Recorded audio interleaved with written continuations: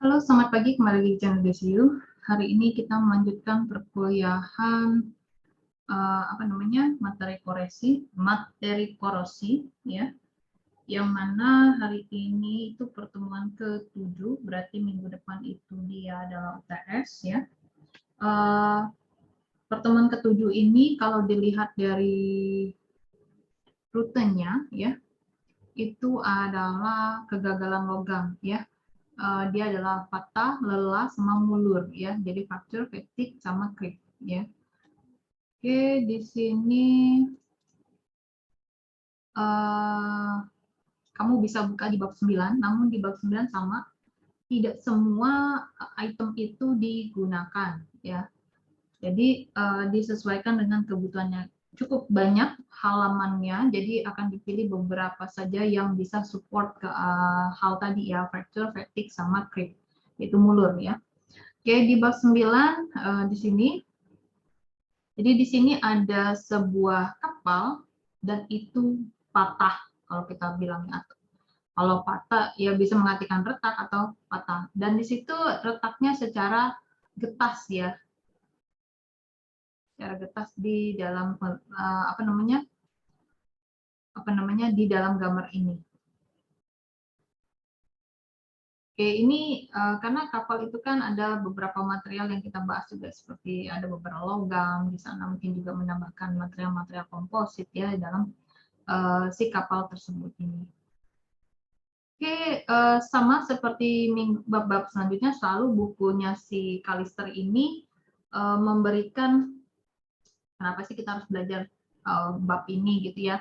Jadi karena kita mempelajari 3 hal tadi, fracture, fatigue, sama creep di situ, dan di bagian patah itu ada patah sederhana yang itunya adalah modus ulet sama getas. Makanya dikatakan di gambar sebelumnya di sini tuh patahnya atau retaknya sini getas. Ya.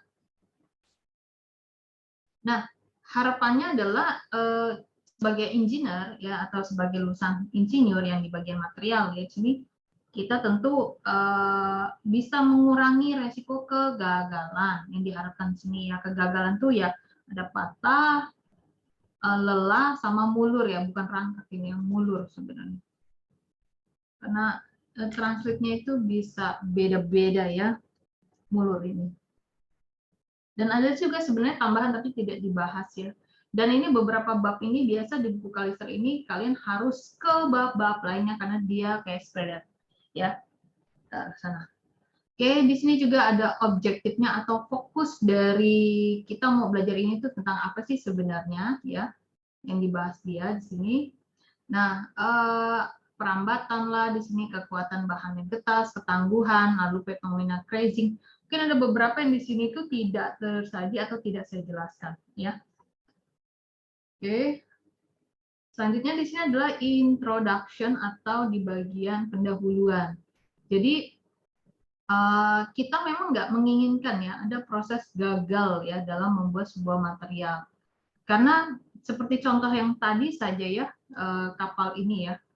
Ini kan menjadikan, ya, kalau dia masih di dermaga aman mungkinnya hanya di sini bisa lari-lari kecil, gitu, ya. Tapi kalau misalkan sudah ada di lautan besar atau lautan bebas, ya, jadi nyawa manusia atau barang atau loading yang dibawa itu ya terancam. Nah, ketika loading atau beban yang kita bawa ke dalam kapal tersebut itu hanyut ke dalam lautan, ya, akhirnya mengakibatkan kerugian ekonomi. Lalu barang-barang yang tadi ya mungkin juga akhirnya jadi terhambat, kan, ya, karena pasokannya menjadi ibarat kata kita sudah punya habis, stoknya yang baru dalam perjalanan itu mengalami kendala dalam transportasi. Dan juga mungkin orang-orang yang mau diangkut itu akan bekerja di suatu tempat dan kawan-kawan sehingga mengakibatkan gangguan terhadap jasa. Nah, sehingga hal-hal yang kegagalan ini perlu kita ketahui, ya. Karena harapan kita bisa mencegah, ya. Harapan kita bisa mencegah di sini. Nah, biasanya penyebab dari kegagalan itu adalah pemilihan, ya, dan pemrosesan bahan yang tidak tepat. Dan juga di situ ada desain komponen yang tidak memadai atau di situ adalah penyalahgunaan, berkata yang harusnya tidak material ini tapi digunakan material ini. Nah, Jadi tugas si insinyur atau lulusan dari material ini ya, itu beranjak dari mengantisipasi. Sudah mengantisipasi, dia merencanakan kemungkinan titik gagal itu ada di mana saja ya.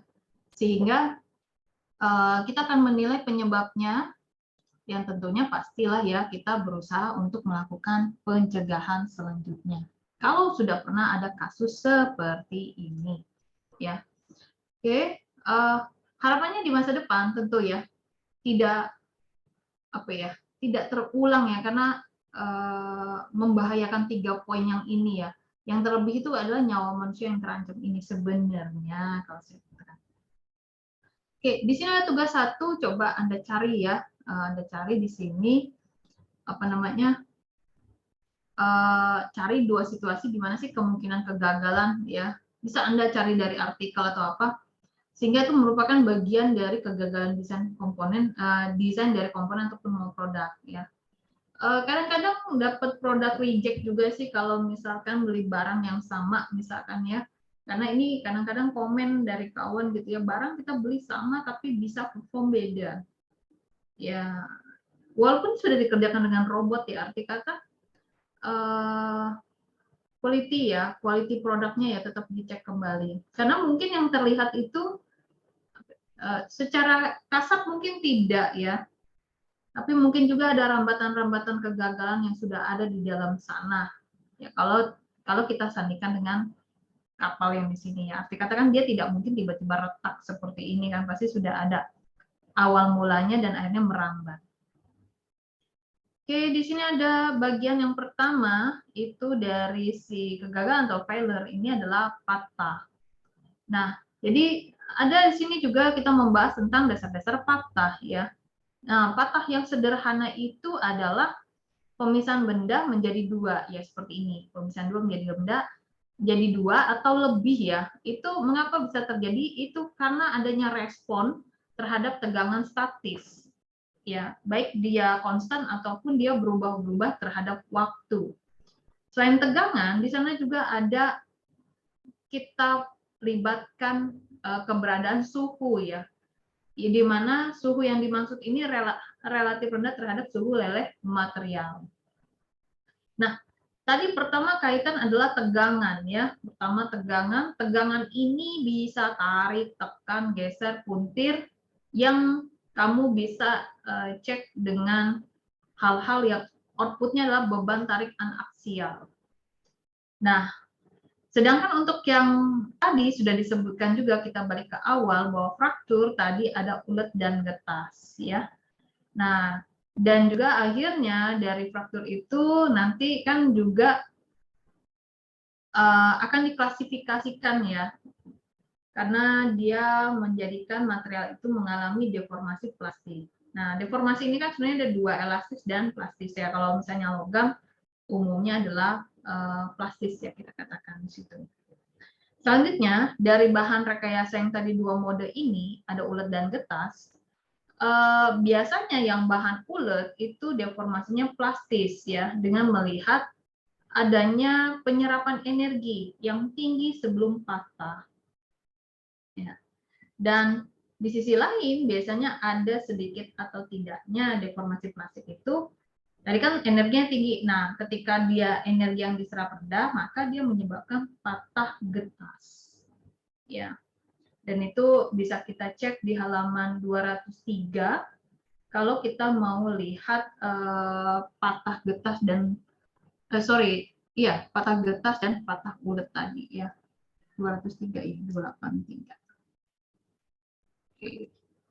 Yang ini yang dikatakan. Ya, kita lihat seperti ini ya, di sini posisinya.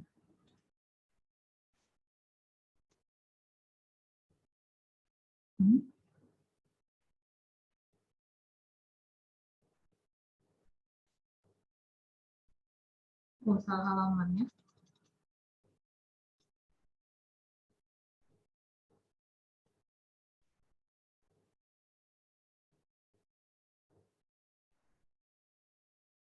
Oke, selanjutnya ya, tadi kan ada membahas ulet dan getas ya. Nah, keuletan itu notasinya seperti yang sebelumnya, yang elongasi, yaitu perpanjangan. Kita 11 di halaman 23 maupun pengurangan yang ada di halaman 204.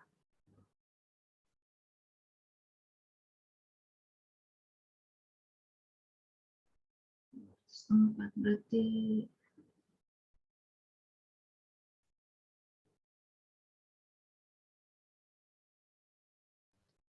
ada 711 ya. Karena ini dia elongasi ya. Ataupun kamu pakai persen 712 ya, persen penurunan di sini ya. Nah, si keulatan itu merupakan fungsi suhu ya di sini ya. Karena tadi yang dikatakan ulet dan getas tadi ke penyerapan energi ya. Dan fungsi dari suhu dan juga selain dari fungsi suhu, dia ada juga kita mempertimbangkan laju regangan dan laju tegangan. Masih dengan bahasan konsep yang ada di pertemuan 3 kalau nggak salah ini ya, katakan seperti itu. Nah, kalau bahannya ulet itu dia biasanya gagal dengan cara getas. Silakan dibuka di bab 9.8 ya. Oke, lalu di sini ada juga selain fraktur tadi ya, kita juga dalam fraktur itu bukan rengkahan ini ya. Itu tuh apa sih? Patahan ya. Patah ya. Dalam proses patah itu dia punya dua proses, dua langkah. Yang pertama, pembentukan retakan dulu ya. Setelah itu ada propagasi. Yang mana propagasi itu adalah respon dari tegangan yang diberikan. Lalu di modus perpatahan itu juga tergantung tadi ya, karena dia merambat ya, retak yang seperti di gambar kapal tadi kan dia retak di satu titik misalkan. Nah, retakannya itu merambat ya, sehingga mengakibatkan apa namanya? Propagasi ya, dia di berbagai tempat melakukan respon ya terhadap tegangan yang diberikan. Dan akhirnya seiring dengan waktu prosesnya itu sebenarnya lambat ya. Dan akhirnya bertambahlah retakan tersebut. Nah, retakan itu bisa dikatakan stabil ya, maupun tidak stabil di sini. Ketika dikatakan stabil itu apa sih namanya? Di sini bahannya itu menolak ya, menolak adanya perpanjangan lebih lanjut. Sedangkan kalau dia tidak stabil, dia apa sih namanya? Retaknya dimulai terus berlanjut secara spontan ya, tanpa adanya peningkatan tegangan yang diberikan. Ya kadang kan ada yang retakan langsung deret patah gitu ya, langsung terlihat. Nah, ada yang dia perlahan ya, sekarang enggak, besok iya, seperti itu ya. Nah, itu ada beberapa material yang berbeda-beda ya kasusistiknya ya, karena dia itu tergantung dengan tegangan yang diberikan ya. Oke. Lalu kita masuk ke 9.3 di sini. Ya. Sorry, kok sudah 9.3?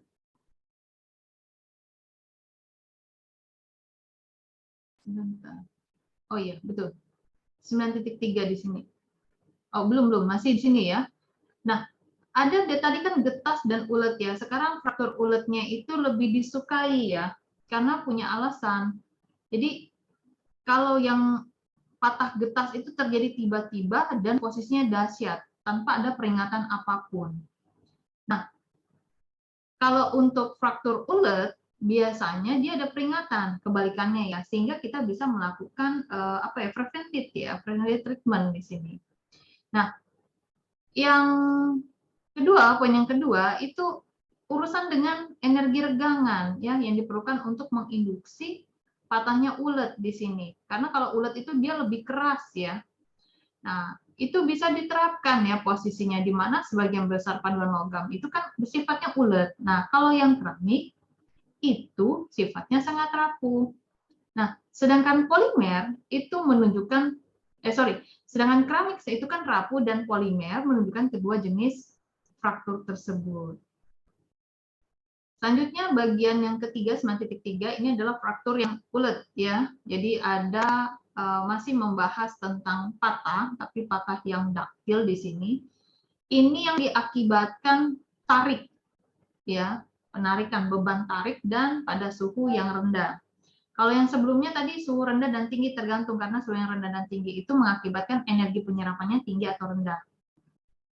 Ya, di sini posisinya karena pembebanan tarik dan suhunya relatif rendah, sehingga dia bisa modenya ulet dan getas, tergantung materialnya ya. Dan akhirnya mengakibatkan pembentukan patah dan juga patahnya itu merambat. Ya. Nah, retak yang dikatakan ulet, ya, retak pada bahan ulet itu bisa dikatakan stabil, ya. Nah, ini masih sama dengan konteks yang di atas sini, sorry. Yang di sini ya, bahwa dia menolak ya, menolak adanya lanjutan ya, lanjutan perpanjangan ya, menolak perpanjangan apa sih namanya? Patahan tersebut kecuali adanya adanya peningkatan tegangan yang diberikan kalau kita katakan di sini. Nah, ini adalah gambar ya, bahwa ada permukaan rengkahan yang ulet ya dengan ciri khas tersendiri. Ada yang dalam skala makroskopik maupun mikroskopik. Di gambar 9.1 itu dia adalah profil fraktur ulet yang secara makroskopik. Ada poin A, B, dan C, di mana yang pertama ini sangat ulet nih, dari leher kalau bahasanya itu ya, menurun sampai ke titik.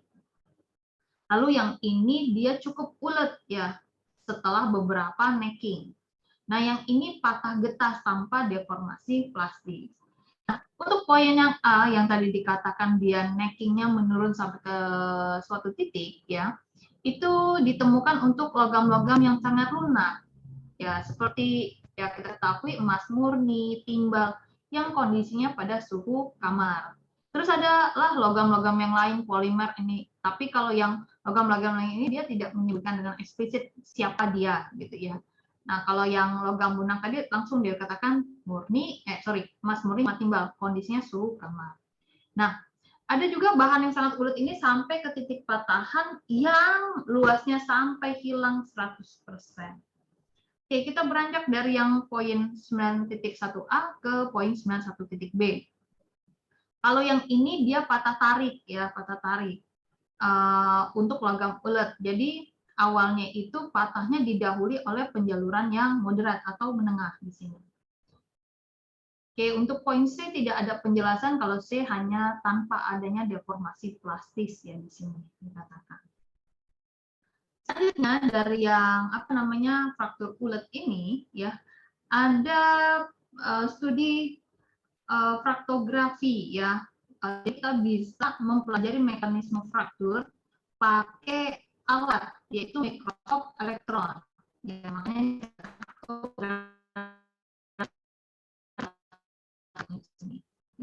ya karena punya resolusi yang cukup lebih bagus dibandingkan mikroskop optik. Jadi kita bisa lihat permukaan rengkahan atau patahan kita sini ya. Nah, ini ada penggambaran dari 9.2 di sini ya.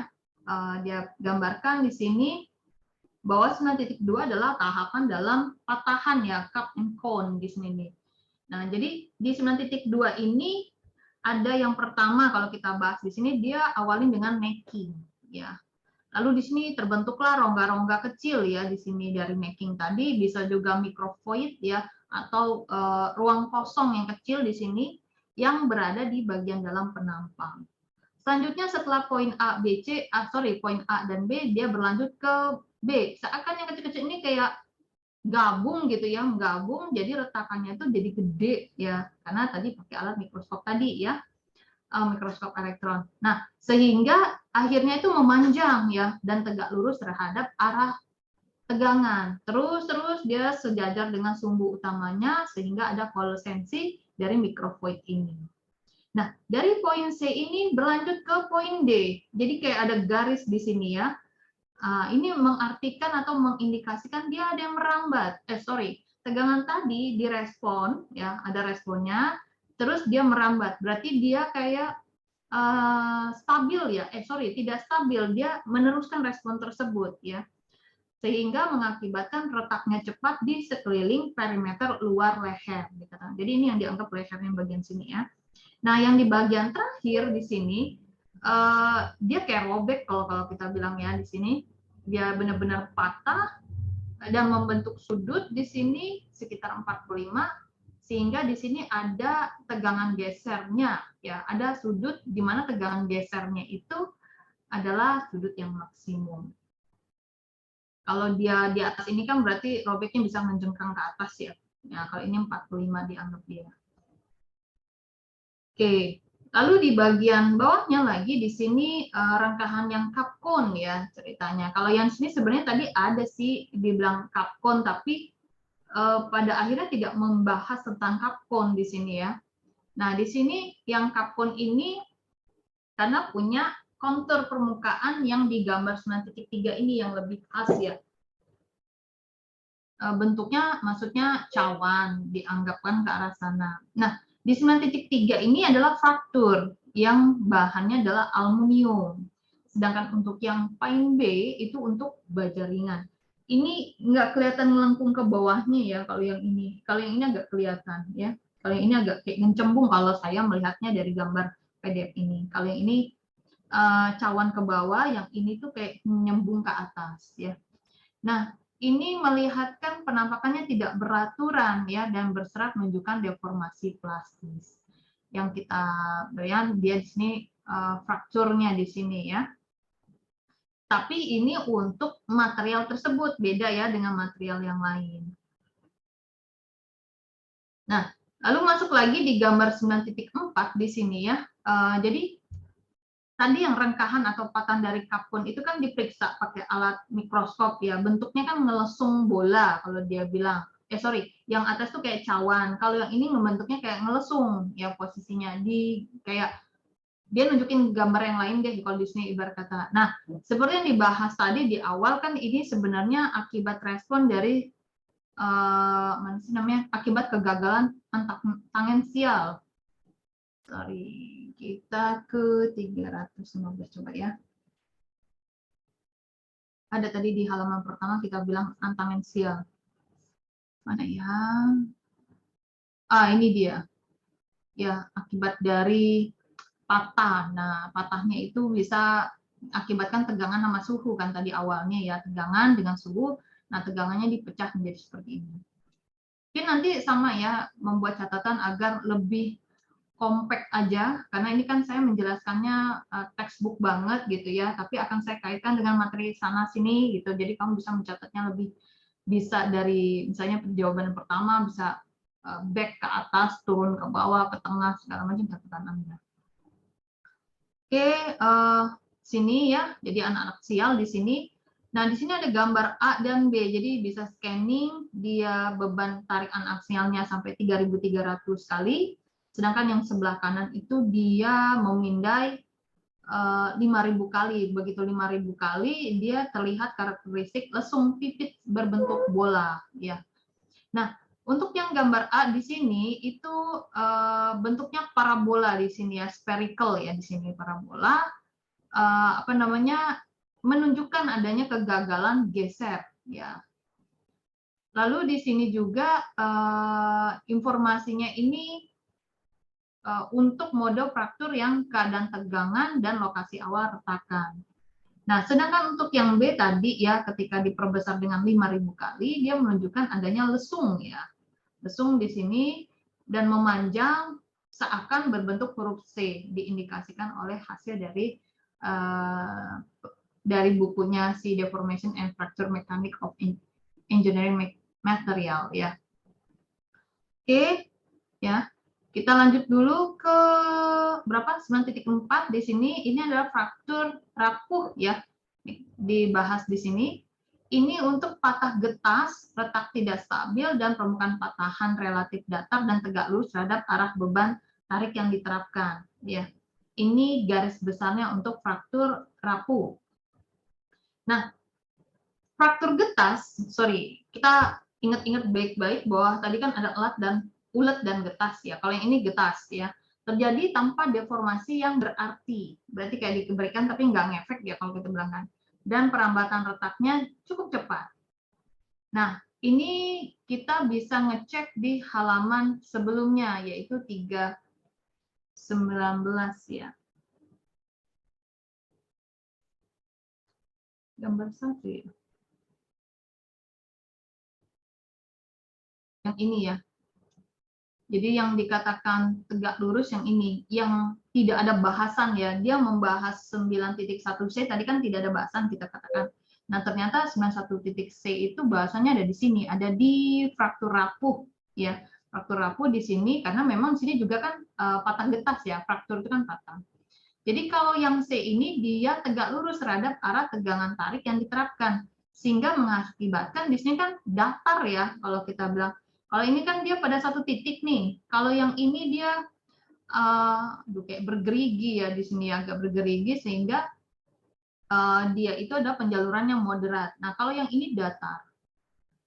Oke.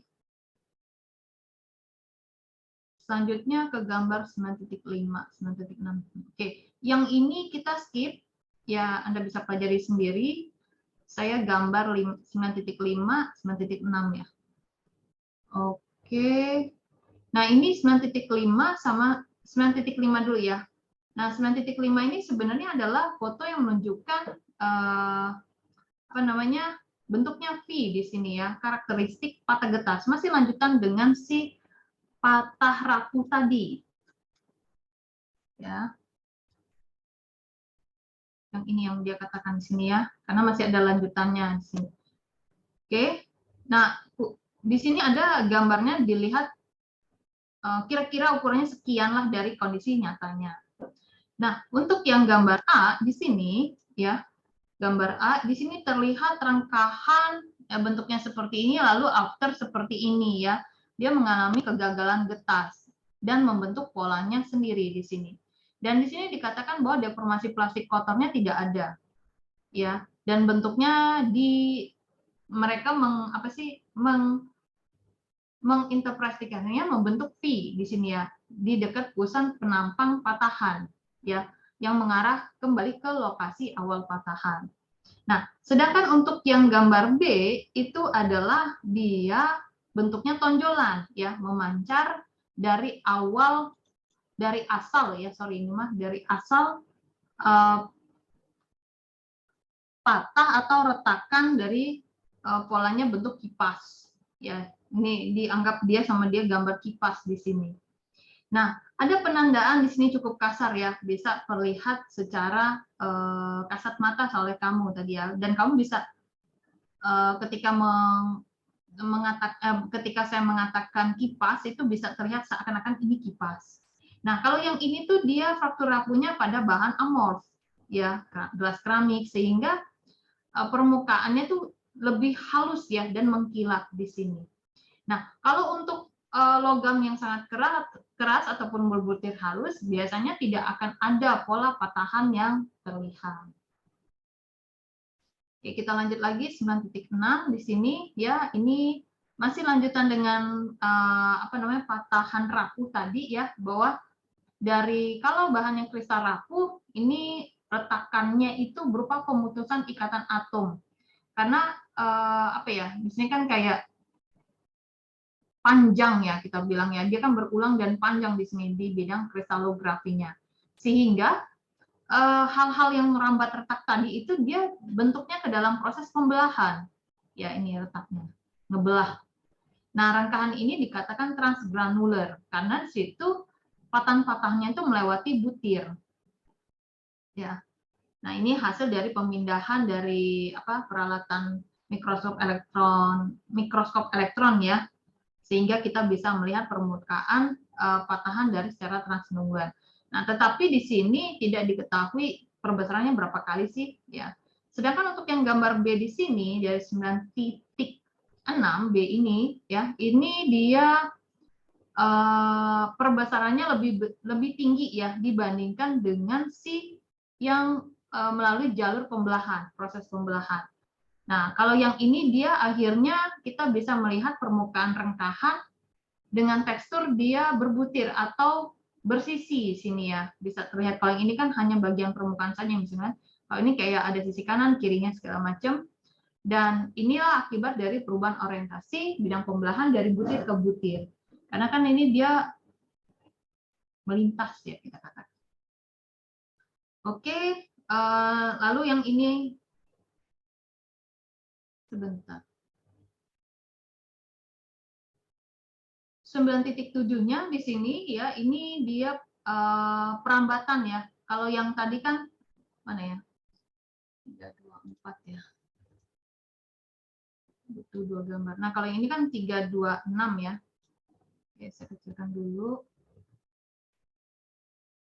Nah, kalau yang ini tuh melintasnya kan tidak bagus ya. Dia kayak melintas di atas penampang yang lain ya, di sepanjang penampang yang ada di sana ya. Sehingga dari bidang ini ya, jadi apa ya? Dari bidang yang ini kan jadi patah ya. Nah, patah. Dan kalau yang ini tuh kayak di jalurnya ya, patahnya itu. Nah, kalau yang tadi kan transgranular dikatakan yang sebelah sini. Yang sini itu namanya transgranular. Kalau yang sebelah sini dikatakan karena jalurnya mengikuti dari pola yang sudah ada ya, garis butir yang sudah ada ya.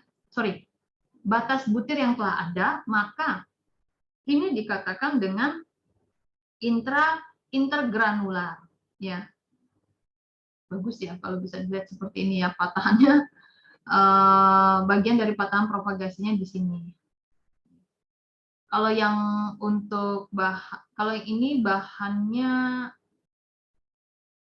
nggak, ini lanjutannya ya, kalau dia memberikan profil ya pada batas butir. Kalau yang ini tuh dia lewat interior butir ya, untuk patahan transgranular. Oke, lanjut yang B. Tidak, yang B itu ini ya, lanjutannya di sini ya. Saya harusnya ini mengenternya ke bawah ya.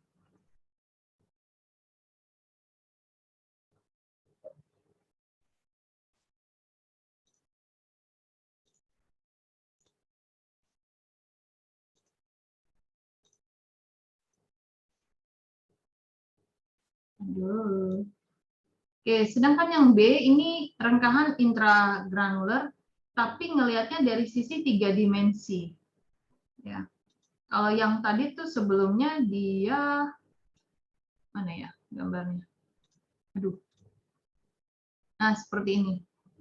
Ya, fitur pembelahannya ya di sini. Yang lebih besar ukurannya pemindahannya dibandingkan gambar yang pertama.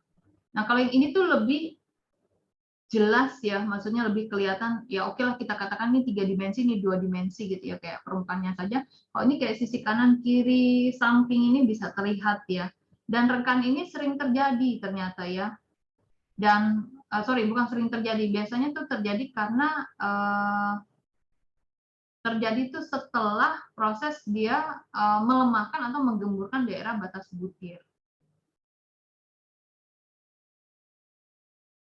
Oke, lanjut ke halaman 314. Berarti kalau 314 ada beberapa bab yang tidak kita atau kita pelajari secara mandiri ya di sini. Oke, nanti kita lanjut lagi ke halaman 314 ya, karena ada beberapa halaman yang nggak relate dengan kita dan terlalu banyak ya seperti itu. Jadi harapan saya Anda bisa mempelajari beberapa bagian seperti ini ya, 9.6 ini Anda pelajari sendiri. Oke, kita lanjut lagi di video selanjutnya. Terima kasih.